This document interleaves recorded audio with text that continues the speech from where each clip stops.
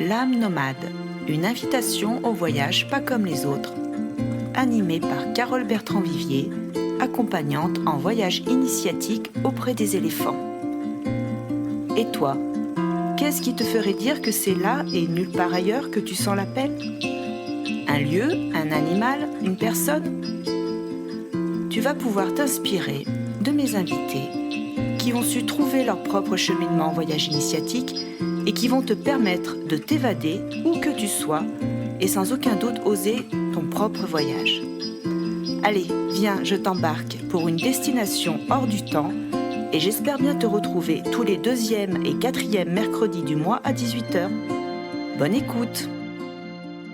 Bonjour à toutes, bonjour à tous, chères voyageuses et chers voyageurs. Je suis ravie aujourd'hui d'accueillir mon ami Sylvain Doré dans ce nouvel épisode L'âme nomade. Il est praticien en shiatsu à Lyon. Nous nous connaissons depuis une vingtaine d'années et je suis témoin de son chemin d'évolution. Suite à une maladie au long cours et difficile à résoudre, il s'est tourné vers les médecines alternatives. Sa rencontre avec cette pratique ancestrale fut une véritable révélation. En chemin, en quête de guérison, pour mieux surmonter les conséquences de sa maladie, il a posé un pas de plus en osant cette reconversion professionnelle, ce que j'appelle le pas de l'éléphant. Sa vie a véritablement pris un grand virage. Il engage un travail intérieur jusqu'à venir vivre un voyage en soi sur la terre des éléphants avec Claire, son épouse. Que va nous dire ce praticien avec des mains et un cœur en or, comme le témoigne une de ses patientes sur son site www.sd-shiatsu.fr. J'en profite pour vous rappeler que je pars au Kenya pour un voyage en soi en terre africaine du 17 juin au 26 juin et en Thaïlande du 5 novembre au 17 novembre. Bienvenue! Bonjour Sylvain, je suis ravie, mais vraiment ravie de t'accueillir dans ce nouvel épisode de l'âme nomade. Comment vas-tu ? Je vais très bien, merci. Je suis moi aussi ravi d'être là en face de toi pour pouvoir partager ce moment et de profiter d'un temps de vacances dans cette belle partie de l'Ain que nous partageons par intermittence. Donc voilà, à l'occasion d'un passage, c'est toujours joyeux de pouvoir te croiser et on en profite. Oui, nous partageons ce petit coin de paradis et c'est chouette voilà, que vous ayez eu l'élan avec Claire de venir aussi. Et c'est ça aussi le voyage, hein, tu vois, parce que là on est vraiment au cœur du sujet, le voyage initiatique ici et ailleurs. Ça demande aussi de faire un choix à un endroit qui fait sens, qui fait du bien, qui permet de se relier à la nature et de sortir de la ville. C'est exactement ça le point.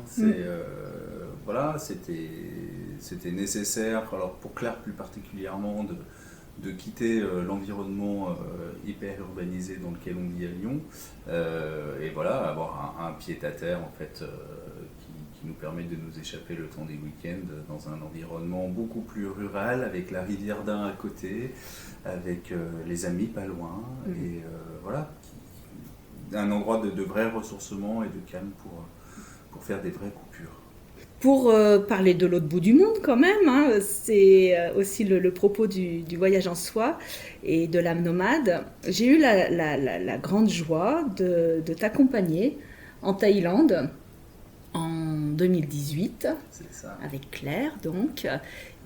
Qu'est-ce qui a fait que ça a dit oui pour venir vivre ce voyage ? Alors ça, c'est un thème sur lequel on n'est pas d'accord avec Claire, figure-toi. C'est-à-dire que chacun est persuadé que c'est l'autre qui a emmené l'autre en Thaïlande. Je crois qu'on a vu certainement la publication que Thomas et toi avez faite chacun de notre côté. Et puis il y a eu voilà, cet appel de venir. Et puis moi je me rappelle très bien d'abord ne pas avoir osé en parler. C'est-à-dire dire non mais voilà, c'est quelque chose qui est complètement infaisable. Il faut partir au mois d'octobre pendant 10 jours en Thaïlande. La logistique familiale, la logistique professionnelle, comment ça s'organise. Et puis Claire, de son côté aussi, et un jour au détour d'une discussion, ça, t'as vu, il y a un voyage qui s'organise en Thaïlande pour aller rencontrer les éléphants, c'est le voyage intérieur. Alors on s'est un peu posé la question de ce que ça pouvait vouloir dire, donc on est allé voir un peu plus loin et on s'est dit ouais quand même, ça fait sens. Et pour moi, ce qui m'a rassuré aussi, c'est que c'était vraiment pour un séjour pour les personnes qui sont des professionnels de l'accompagnement, c'est-à-dire des thérapeutes, etc. Et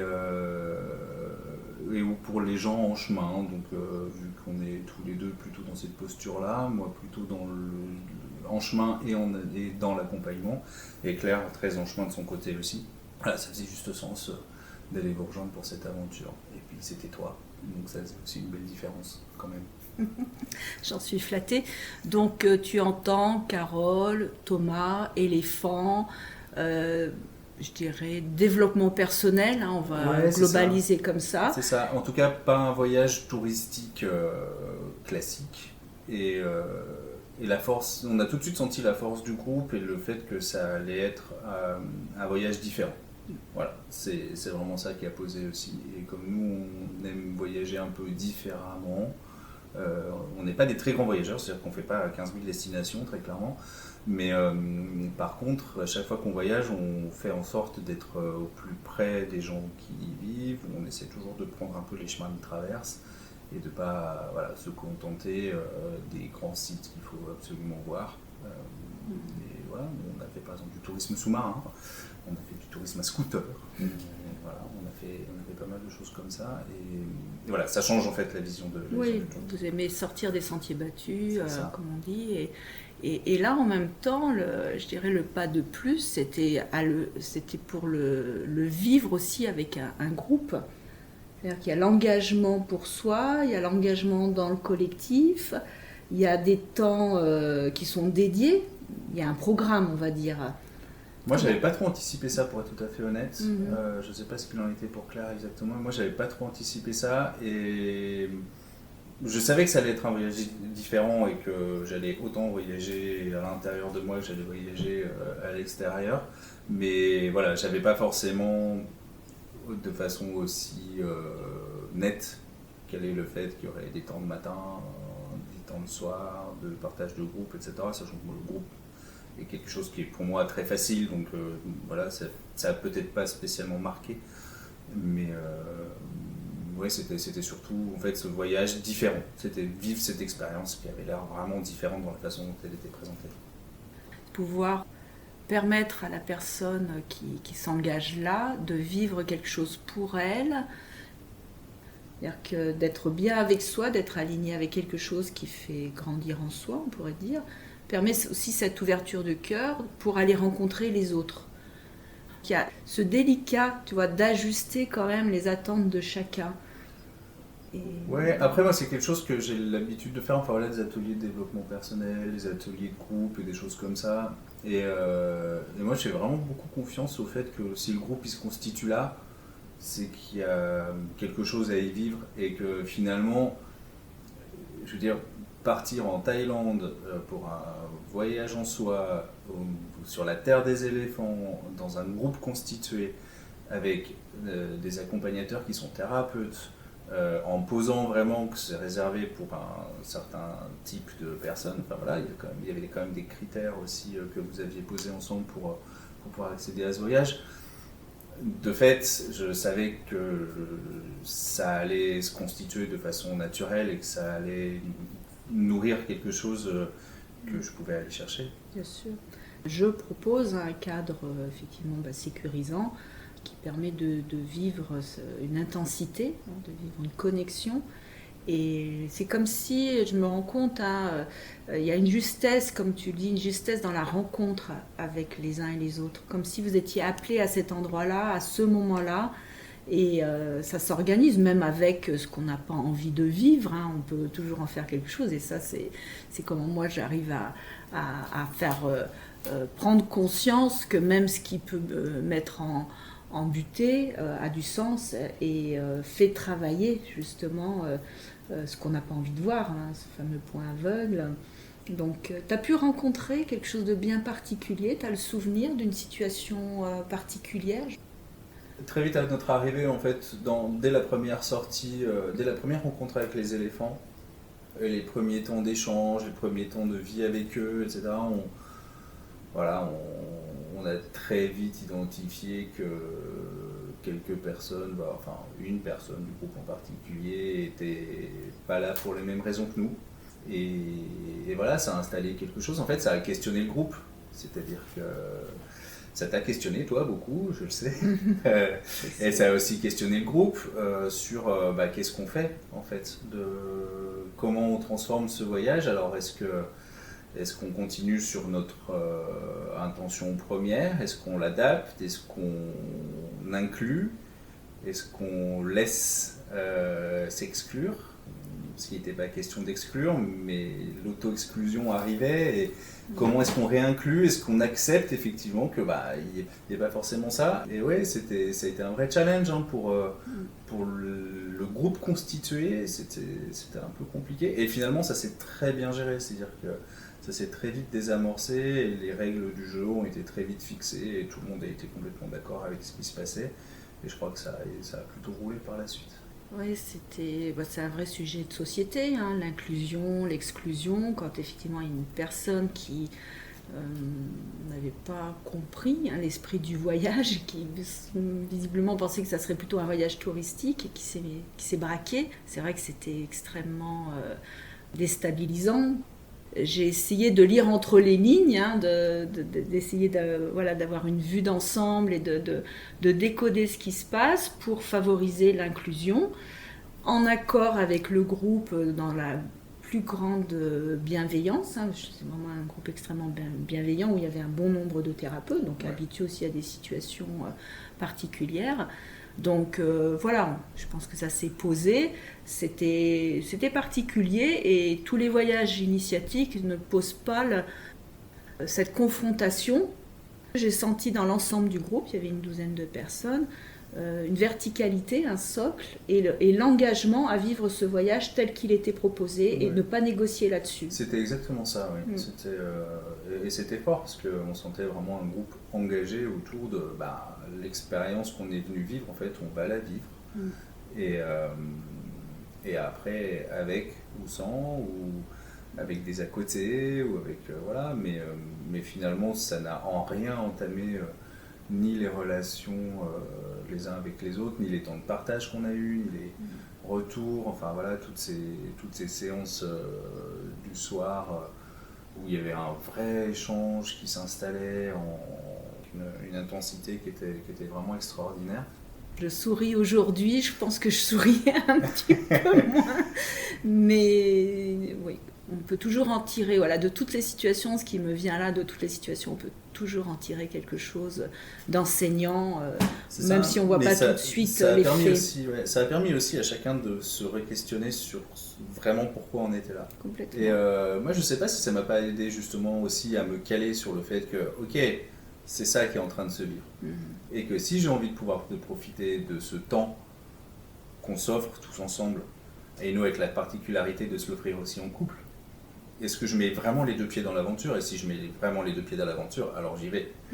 Et il n'y a pas de demi-mesure en fait. Il faut aller traverser cette expérience-là et je me donne toutes les chances possibles de pouvoir la traverser. Donc je m'engage. Donc ça a vraiment posé aussi cette question-là de l'engagement, de pourquoi on est là et qu'est-ce que ça veut dire de notre intention et de comment on va la transformer cette intention. Ouais. C'est l'initiation, c'est ça. On était vraiment au cœur du sujet. Le voyage initiatique amène des situations parfois surprenantes. Et c'est l'intelligence du cœur qui fait qu'il peut y avoir un déploiement et non pas une... ça s'est pas recroquevillé. Voilà, il y a eu une expansion. Il n'y a pas eu d'empêchement, il n'y a pas eu de barrière, il n'y a pas eu tout ça. Et quelque part, ça a même presque mis aussi une cohésion de fait à l'intérieur du groupe, parce qu'on a su que ceux qui restaient là à vivre l'intégralité de l'aventure, on allait chacun apporter notre pierre à l'édifice, et ça c'était vraiment chouette aussi. Ça a peut-être mis un petit coup d'accélérateur, sur quelques processus qui auraient peut-être pu mettre un peu plus longtemps à se dégager. Ouais, merci la vie. Et on a pu continuer notre chemin dans le pas de l'éléphant, le regard de l'éléphant. Ce premier regard avec l'éléphant, comment ça t'a marqué? Alors moi, le tout premier souvenir que j'en ai, c'est pas du tout le regard, c'est au contraire les yeux bandés. où on est arrivé au bord de l'endroit où étaient les éléphants, la barrière, et sentir la présence, vraiment la vibration qui était là, et au début je comprenais pas que les couinements qu'on entendait, enfin j'ai mis longtemps à comprendre que les couinements qu'on entendait c'était juste les éléphants finalement, que l'agitation qu'il y avait, mais c'était surtout en fait une espèce de vibration qui se dégageait. Je pense qu'on devait être à peu près à 1,2 m d'un côté d'une barrière en bois sommaire et nous de l'autre. Et je sais pas, on a dû rester, enfin, je sais pas, j'ai l'impression d'être resté 2 heures, mais tellement j'ai profité, mais on a dû rester peut-être 5-10 minutes. Mais ouais, c'était vraiment puissant, et en fait, le fait de découvrir, waouh, j'étais si proche, et en fait, c'était ça que je ressentais physiquement, cette vibration là, c'était juste que j'étais juste à côté. Et ça, c'était fort. Enfin, c'était vraiment une entrée en matière. Allez, on est dedans, on y va, ils sont là, on est juste à côté, avec, quand on débande les yeux, forcément, le côté impressionnant de la taille de l'animal. Enfin, j'avais clairement jamais vu un animal de cette taille d'aussi près. Puis voir la tranquillité vraiment qui était là. Et ok, vous êtes là, moi je suis là, et on va faire ensemble. On va faire ensemble, ouais. Dans le pas de l'éléphant. Donc c'est vraiment ça, mon premier souvenir marquant, c'est vraiment celui-là. Sachant qu'à mon souvenir, on vous avait fait bander les yeux bien avant pour rentrer dans le camp. Il y a cette notion, voilà, du pas, peut-être vous étiez même pieds nus, d'avancer en confiance. Alors je sais pas si on était à ce moment-là pieds nus, mais je me souviens très bien qu'on était chacun avec les mains sur les épaules, camarade et un camarade, les mains sur nos épaules, et qu'il y avait déjà en fait cet ensemble qui se créait pour pouvoir aller là où on devait aller. Et oui, d'arriver à moins d'1 mètre de ces éléphants, les yeux bandés, avec tous les sens en éveil, sauf la vue. Donc on s'installe plus vite, je pense, dans la sensation, la vibration, comme tu dis. C'est ça, c'est que vraiment là, on est sans rien, si ce n'est les sensations auditives, olfactives, et vraiment les sensations de cette vibration qui est là en face et qu'on est en train de recevoir. Elles sont incroyables. Je dis elles parce qu'il y a beaucoup de femelles, pour des raisons de sécurité. Donc on a souvent affaire à rencontrer ces femelles qui viennent quand où elles étaient maltraitées, avec des situations souvent tragiques, qui ne demandent qu'à faire alliance. Donc elles sont dans leur plus grande sérénité, curiosité très certainement. Et comment on fait alliance? Comment je peux me présenter justement les yeux bandés, sans jugement, sans a priori, juste dans la présence, la qualité de présence, pour créer cette alliance, cette rencontre incroyable avec cet animal gigantesque, et qui est conditionné, on ne va pas se mentir, qui est vraiment conditionné à la main de l'homme, qui a l'habitude d'être approché par les humains. Mais la différence, quand on se propose dans une posture plus humble, qui fait qu'elles peuvent vraiment être en confiance. À la fois, je ne sais pas si j'avais eu la vue ou si on m'avait prévenu de ce qui allait se passer. Je ne sais pas si j'y serais allé, j'allais dire, aussi naïvement. Et j'aurais certainement pas eu l'occasion de me laisser surprendre autant que ce que j'ai été surpris. Parce que je pense que j'aurais mis en place tous les filtres qui vont bien pour soit une crainte, soit une appréhension, soit peut-être même une peur. Ne serait-ce que si tu m'avais prévenu qu'on va être devant les éléphants et on va être en silence, etc. Enfin, si ça avait été programmé, je pense que ça aurait été moins fort. Là, c'est juste qu'on savait qu'on allait quelque part. Vu le thème, on se doutait bien qu'on n'allait pas tarder à rencontrer les éléphants, mais que ça se fasse comme ça directement, à peine arrivé dans ces conditions-là, oui, ça a vraiment créé assez fort. Enfin voilà, c'est cette puissance vraiment du moment. Ça crée une émotion, sans barrière, sans attente. C'est vraiment waouh, quelque chose qui arrive, c'est un cadeau. Je crois que le mental n'a pas sa place, quoi. Clairement, ça passe par oui, enfin en tout cas je pense qu'il créerait des filtres qui empêcheraient cette authenticité de la rencontre. Enfin voilà, clairement. Il est fort de ces perceptions, de cette ouverture. On part ensuite, dans le programme de la journée, on va marcher avec les éléphants, on peut les côtoyer, Ça a ouvert aussi quelque chose pour toi d'être dans cette proximité, cette sécurité avec elle aussi?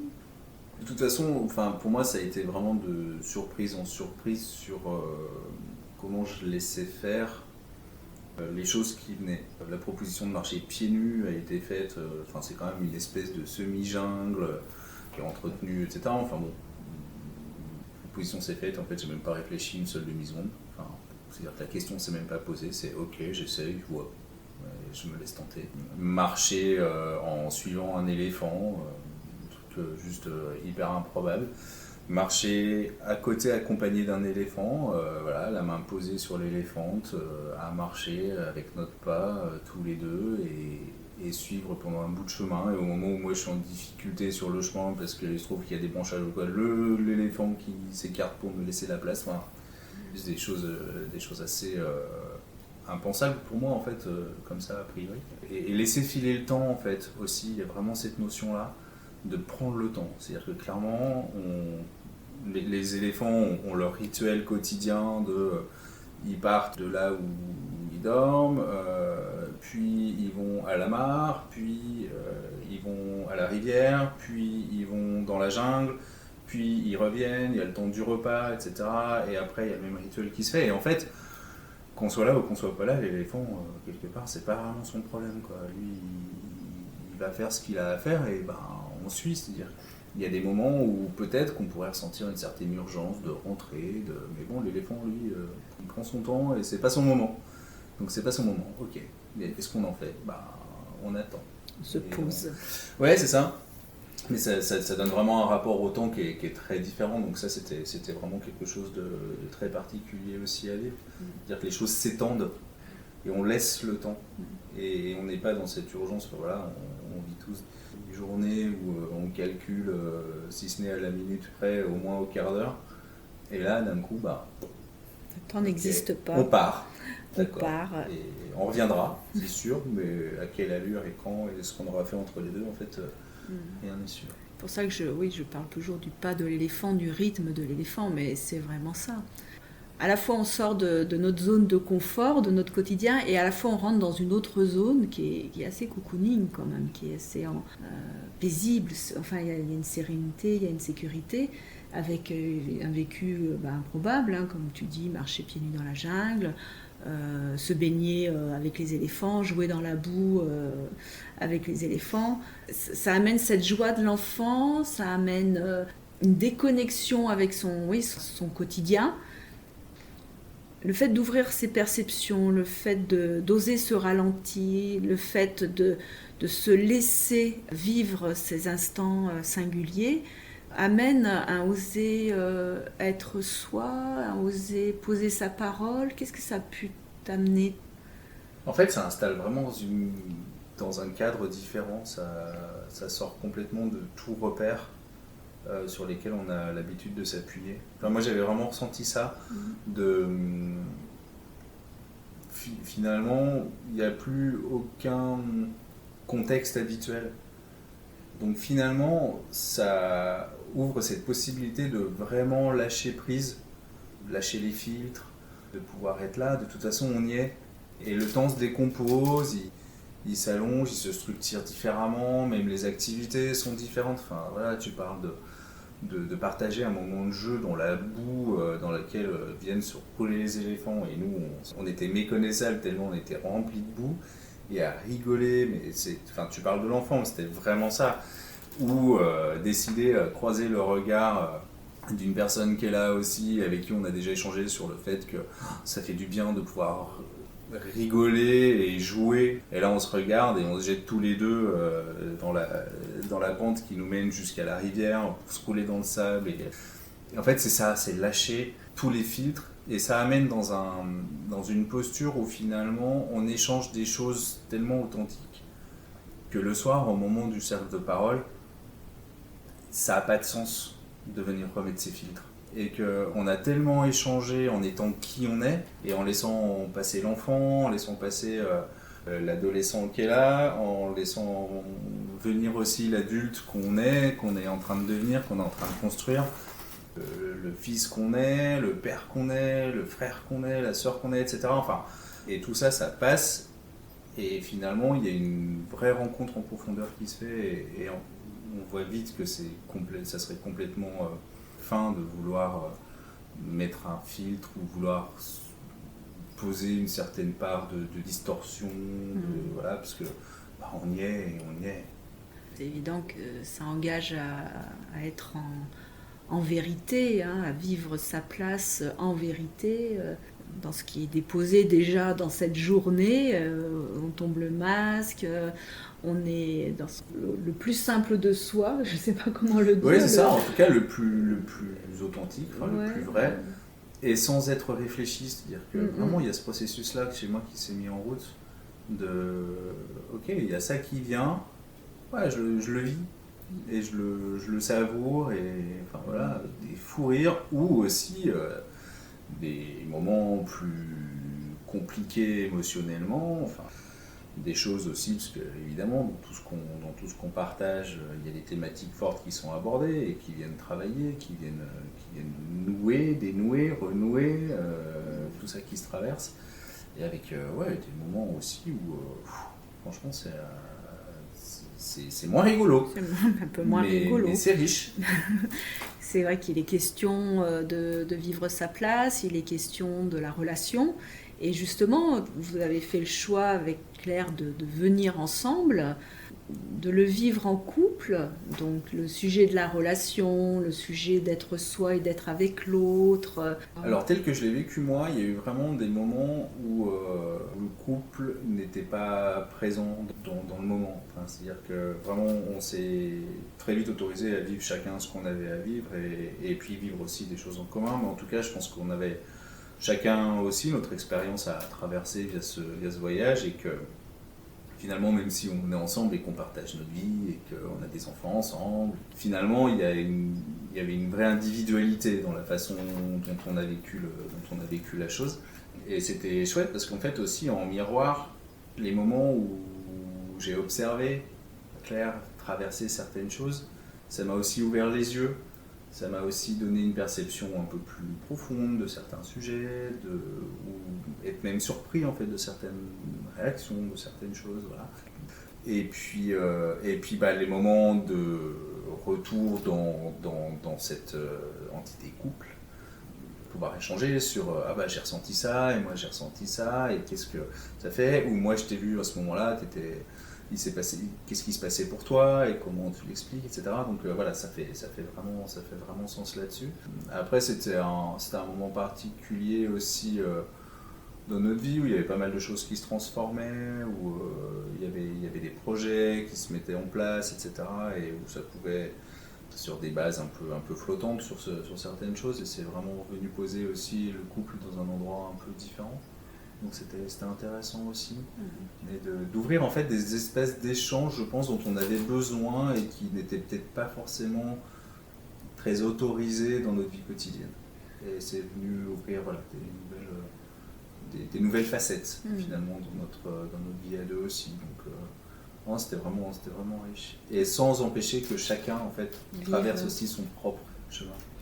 Oui, loin d'être une thérapie de couple, puisque c'est un engagement sur quelques jours, mais en tout cas, je trouve que ça permet d'aller au cœur du sujet plus rapidement, et à un instant là, l'instant de la rencontre avec soi, avec l'autre, et en même temps le miroir du couple. Et c'est certainement une occasion d'oser sa parole autrement, dans ce vécu individuel, mais aussi des moments de partage qui étaient hyper forts. Là, nous, on danse. Et je sais qu'on a eu des moments de danse pendant ce voyage où c'était vraiment incroyable. Moi, j'ai ressenti plusieurs fois cette urgence-là de danser. Et voilà, c'est venu aussi poser autre chose. Est-ce que tu penses que c'est j'allais dire essentiel, moi je vais garder ce mot, est-ce que tu penses que c'est essentiel de vivre un voyage initiatique avec ou sans les éléphants? Ça peut être dans un lieu sacré, auprès d'une personne particulière. Alors, ça l'est pour moi, ça c'est sûr. Et je le vis depuis longtemps. Enfin, comme tu le disais, ça fait 20 ans qu'on se connaît. Moi, 20 ans, quasiment jour pour jour, au moment où on enregistre ce podcast, j'étais à l'hôpital et on se demandait bien ce qui était en train de m'arriver. Et voilà, la maladie apparaissait et on était loin de savoir ce qui pouvait bien se passer et j'étais très loin d'être dans l'état dans lequel je suis aujourd'hui. Donc j'ai traversé quelques épreuves là-dessus et on les a traversées à deux. Et en fait, j'ai été obligé, en fait, j'avais pas le choix de voyager intérieurement. C'est-à-dire que j'étais obligé d'aller m'interroger sur ce qui m'arrivait, sur pourquoi tant de douleur, pourquoi... Alors, pour situer, j'ai des maladies auto-immunes, donc aussi avec ce processus d'autodestruction, qu'est-ce qui se passe, pourquoi mon corps se rebelle contre lui-même, qu'est-ce qui se passe. Il y a des temporalités, il y a des contextes dans lesquels je vais plus ou moins bien, enfin... Voilà, c'est des maladies qui fonctionnent par poussée, et c'est marrant, comme à peu près toujours le même genre d'événement ou de saison vient me provoquer les mêmes effets, enfin qu'est-ce qui se passe là-dedans. Et finalement, pour en sortir, en fait, j'ai pas eu le choix que de voyager intérieurement, c'est-à-dire que les médicaments, c'est peu effet. Et puis là, j'ai rencontré la sophrologie, j'ai rencontré l'hypnose à petite dose, j'ai rencontré du développement personnel, je t'ai rencontré toi, et même si on n'a pas fait de travail... Enfin, tu m'as jamais accompagné en tant que thérapeute, mais en tout cas, le chemin que tu montres au quotidien m'a nourri aussi. C'est quand même toi aussi qui m'as emmené la première soirée découverte de Shiatsu. Donc voilà, et ça a vraiment révolutionné ma vie. Et à ma façon, en fait, j'avais déjà entamé ce voyage intérieur. En apprenant la médecine chinoise, en apprenant le shiatsu, tellement de lumières qui se sont allumées chez moi pour expliquer certaines choses et pour m'apporter des pistes de réflexion qu'en fait ça me poussait à la réflexion, j'avais juste pas le choix. Alors là, il y a beaucoup la thématique du couple avec Claire depuis tout à l'heure et c'est vrai que le couple aussi, il vient me pousser. Enfin, on venait de se marier, on avait plein de projets et puis tout d'un coup, moi je suis à l'arrêt et elle, comment elle fait pour... continuer malgré tout, comment le couple continue à exister malgré tout, et puis il y a des moments où on sent qu'il y a des impasses, et si on ne se questionne pas, et si on ne fait pas ce petit voyage intérieur de ok, où est-ce que je suis, comment je le vis, où est-ce que je veux aller, comment je peux y aller, et comment je peux faire en sorte de continuer à être accompagné aussi là-dedans, parce qu'en fait j'ai pas envie de lâcher ça. Donc c'est bien de prendre soin de moi et de faire mon voyage intérieur, mais comment je fais le voyage intérieur de mon couple aussi. Enfin voilà, il y a toutes ces questions-là, donc pour moi c'est essentiel. Après, j'ai du mal à exprimer le fait que c'est essentiel pour tout le monde, enfin, c'est-à-dire que c'est accessible à tous et que c'est... Voilà, parce qu'il y a clairement certaines personnes pour qui c'est très obscur et très... Voilà, ça leur parle pas du tout et c'est complètement ok. N'empêche que, en même temps que je suis en train de dire ça, je m'aperçois que dans ma pratique du shiatsu, en fait, je finis toujours les séances par un petit voyage intérieur. C'est-à-dire que j'invite toujours les personnes avec qui on vient de finir une séance d'aller chercher leurs sensations intérieures, d'aller chercher l'espace de respiration qu'elle a, les endroits où c'est détendu, les endroits où ça n'est pas tant que ça, comment sont les appuis, etc. Donc vraiment de faire cette petit temps d'introspection. Voilà, parce que de toute façon, je suis persuadé que nos autoguérisons partent de nous, et que finalement, tous autant qu'on est, si on s'appelle thérapeute, si on s'appelle accompagnant, si on s'appelle praticien de santé, alternative, etc. Mais en tout cas, finalement, c'est pas nous qui faisons la différence. On est un outil dont l'autre s'empare pour aller mieux. Et c'est un peu ça aussi ce que j'ai senti moi dans la proposition du voyage initiatique. C'est-à-dire qu'un outil m'était proposé et je m'en suis emparé. Et je m'en suis emparé seul, et je m'en suis emparé à l'intérieur de mon couple aussi, et Claire s'en est emparée de son côté, et les autres s'en sont emparés de leur côté, et on s'en est emparé en tant que groupe, et même des fois il y a eu des duos, des fois des trios, des fois des quatuors qui se sont mis en place aussi. En fait, il y avait toutes ces interactions qui passaient là, et finalement, c'est ça qui fait vraiment sens, c'est interagir depuis là où on est, soi, avec ce qu'on est soi, et aller interagir avec différentes personnes qui sont là autour de nous aussi, qui viennent nous nourrir, questionner, remettre en question, faire de la peine des fois, parce que tout ça c'est vivant en fait. C'est vivant. Comme tu dis. Bienvenue au vivant, bienvenue à la relation qui se tisse et qui parfois égratigne, mais voilà, qui fait aussi faire qu'on se regarde différemment, qu'on s'autorise aussi ou pas, mais on peut se mettre au travail de quelque chose en conscience. Donc c'est un révélateur, le voyage intérieur qui est posé comme je dis ici et ailleurs, ça veut bien dire que c'est aussi dans sa pratique quotidienne, les soins, la méditation, le travail énergétique, psycho, enfin tous les accompagnements permettent un voyage intérieur. Et parce qu'on l'a travaillé, enfin traversé, j'essaye de ne pas mettre trop le mot travail, parce qu'on est déjà bien assez, mais parce qu'on l'a traversé et trouver peut-être quelque chose qui justement fait sens et ouvre un espace de conscience, on peut le proposer à d'autres, notamment nous en tant que thérapeutes, mais même dans la relation familiale, amicale, qui fait que cet autre peut s'en saisir et commencer son propre voyage à un moment donné, petit à petit. Le pas de l'éléphant amène dans le rythme de chacun et le respect du rythme de chacun. Et je trouve que l'éléphant, alors, c'est la seule médiation animale comme ça que moi je connais. Enfin, j'ai jamais fait d'équithérapie, j'ai jamais fait ce genre de choses, mais vraiment j'ai eu cet effet-là avec l'éléphant de quand je suis posé et que je suis tranquille, que je suis pas en attente, que je suis juste là parce que je suis là en fait et que je pose ma qualité de présence quelque part, alors je sens l'adaptation de l'animal en face. Si je viens vers lui avec une demande, avec une intention particulière ou quoi, si jamais ça lui va pas, il tourne le dos et il va voir ailleurs ce qui se passe. Alors que vraiment, s'il y a juste le fait d'être là, posé tranquillement et j'allais dire avec la place de laisser arriver ce qui va arriver, alors il y a des choses qui se produisent. Et ça, c'est quelque chose que, puisqu'on parle de l'après, c'est quelque chose que je ressens souvent, notamment dans les entretiens de début de séance en shiatsu, où à chaque fois je m'aperçois que je mets une intention à la place de l'autre. En fait, ça ne fonctionne pas. Il y a un moment où ça grippe.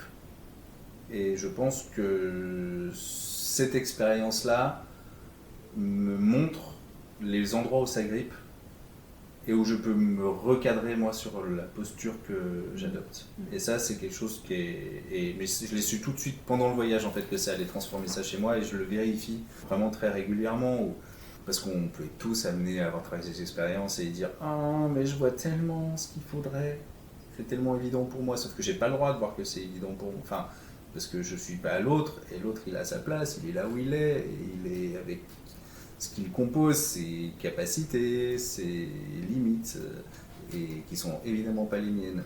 Et à d'autres points, je remercie aussi ceux qui ne se mettent pas à ma place et qui respectent mes limites et mes capacités. Donc c'est aussi notre rôle d'être là pour servir et pas pour se servir. L'éléphant, si on cherche à se servir, on n'aura rien. Pouvoir rester à la bonne distance, voilà, dans une qualité de présence, d'accueil, d'écoute.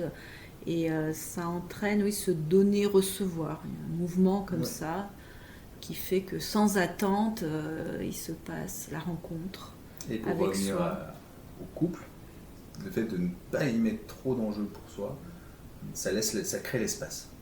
Au lieu de le restreindre et d'éventuellement le bloquer, de créer le blocage. Un bel espace, une belle expansion. On va glisser tout doucement vers la fin de notre rencontre. J'ai la carte, la fameuse carte du jeu de Gaïa que Marie-Colombe m'a offert. Et tu as donc choisi ta carte. Mais je vais te laisser la lire. Vous avez accès à un amour très pur. Un amour qui se défait complètement de toutes les différences observées, de toutes les difficultés ressenties, de toutes les barrières érigées, de tous les gestes imposés.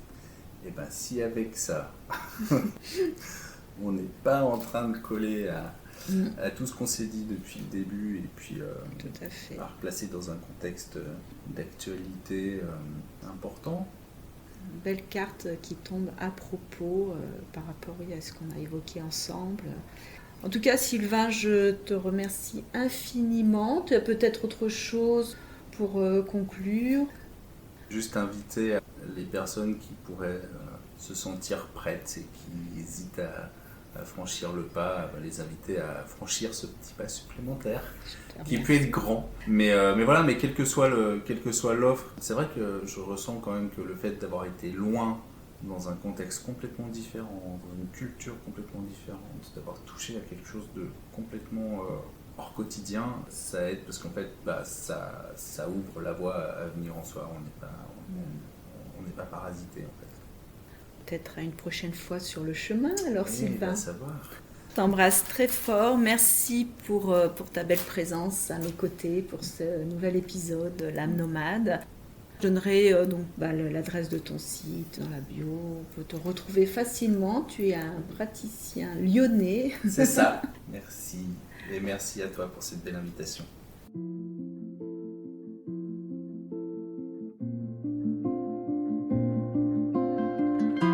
J'espère que cet épisode, l'âme nomade, t'a plu et que tu auras l'élan de partager.